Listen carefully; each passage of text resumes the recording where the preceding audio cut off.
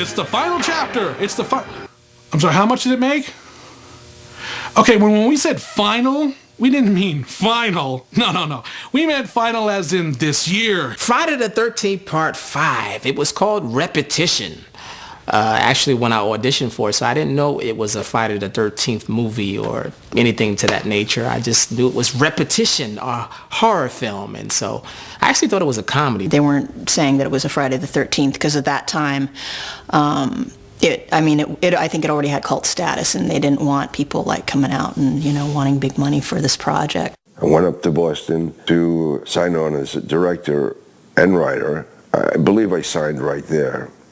I had told my son that I was offered Friday at 5, and he kind of went ballistic. I didn't realize that it had such a following. I remember seeing the first day that it opened, and I went with my best friend to a theater, and I had no idea the status that the movie had reached. And when he rises up out of the grave, people were standing up in their seats. Whoa, yeah! And I was like, okay, this is a little bit creepy. My agent then called later on, a couple of days later, and said I'd gotten the part. So now I have to sort of figure out, well, who is this Jason guy anyway? Because I don't know. In 5, A New Beginning, they, of course, everybody has always said, it's an imposter, not the real Jason. Well, what the hell does that mean?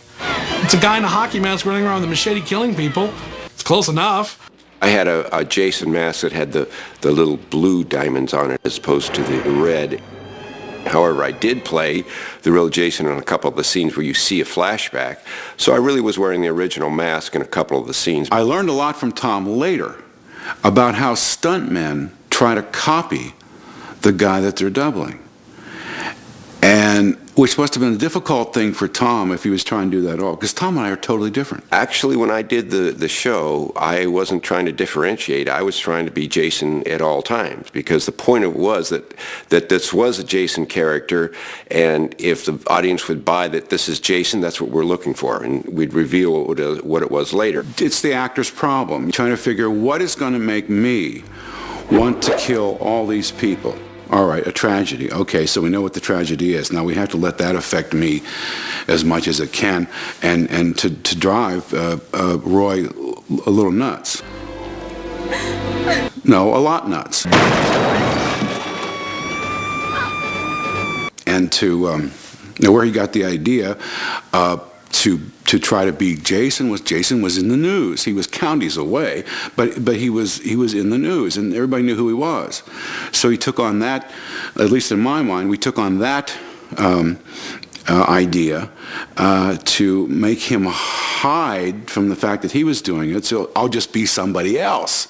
But any actor would sort of do the same thing. Because if you don't believe it up here, nobody else is going to believe it. Doing a show off and on called Different Strokes, playing Gary Coleman's best friend, and all of a sudden, I'm in this horror film, and halfway through the film, they're like, this is a Friday the 13th film. Solid. So I got excited, especially when I realized I got to run Jason over with a tractor. Did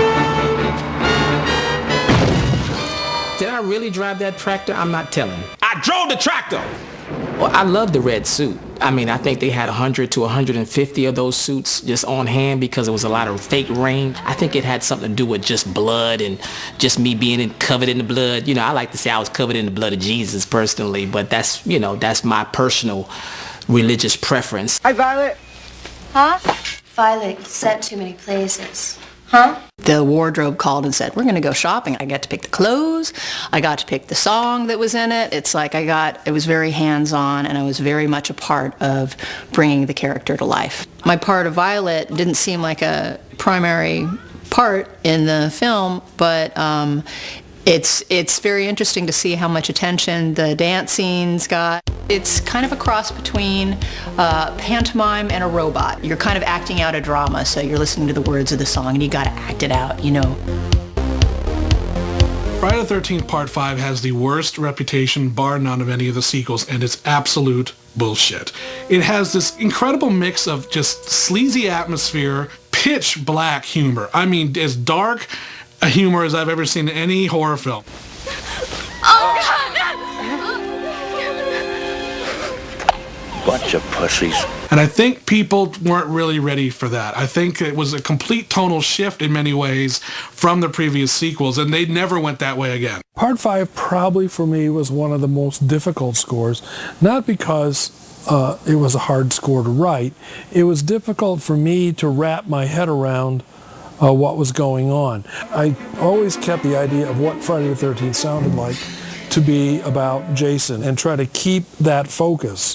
Friday 5 felt like a Jason film, but in my heart I knew it wasn't. The essence of that picture is Jason and not about like, well, Jason can be someone who kills for some whatever reason or something like that. That's not it. For me, I did what I was trying to do, which was, again, make it seem like Jason. That was my job, so I just, kept pouring on the Friday the 13th. Then at the end, revealed, oh my God, it's the ambulance driver. They were so afraid that you would give the ending away somehow. In fact, I had to sign a statement saying that I would not divulge the ending of the film to anyone. And to make sure of that, they left the last 3 or 4 pages blank in the script, so it wasn't even in writing. The scene where the MPAA just destroyed the whole reason for the scene being